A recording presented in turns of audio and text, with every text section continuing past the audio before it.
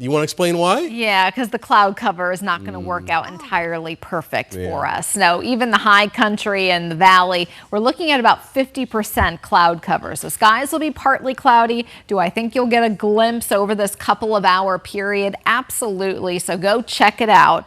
But it's not going to be perfect out there. It begins at 7:33, and then the max is at 9:12, and then the ending is at 10:51. So that's the timing. And here's what I'm going to show you. You're going to notice as we go through this evening, clouds will continue to increase. So around 8 p.m. when it's really going on, we're at 50% cloud cover at that point. And you can see it steadily increasing the later we get into the evening hours. That's for the valley, and it's a similar forecast for the high country.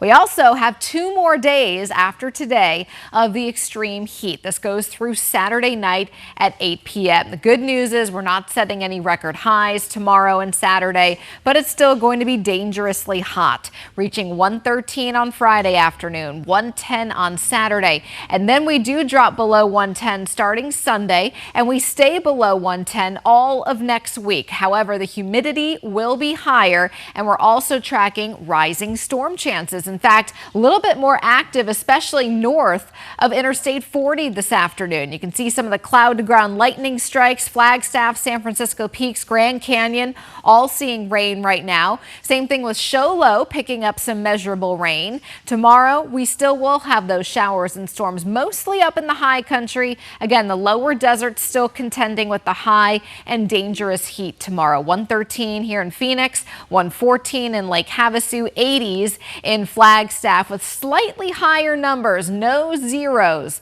on the monsoon meter tomorrow. Highest coverage of storms will be out closer to the White Mountains. We have a slight chance for the lower deserts, but that chance is going to go up this weekend.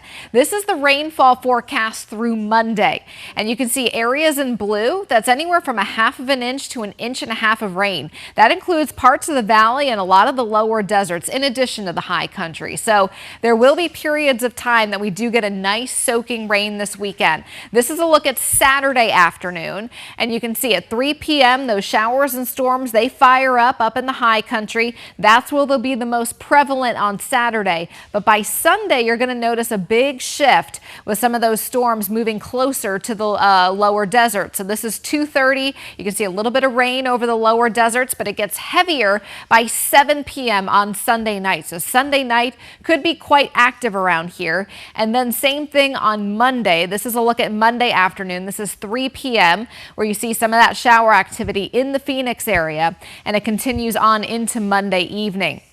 Oh, as you can see, this is the next 10 days, just a 20% chance tomorrow. We peak Sunday, but still at 30% on Monday, drying out a little bit after next Monday for the valley. Here's our Flagstaff 7-day thunderstorm icons pretty much every day. So we're also dropping in temperatures down to the low 70s. Meanwhile, here in the valley, 2 more weather impact alert days for high heat. And then we will have some active periods this week, and especially Sunday night into Monday for some stormy weather. Tram. Look at that, 5 more blue days right there. More blue is good. Very okay, excited. Thank you, Lindsay.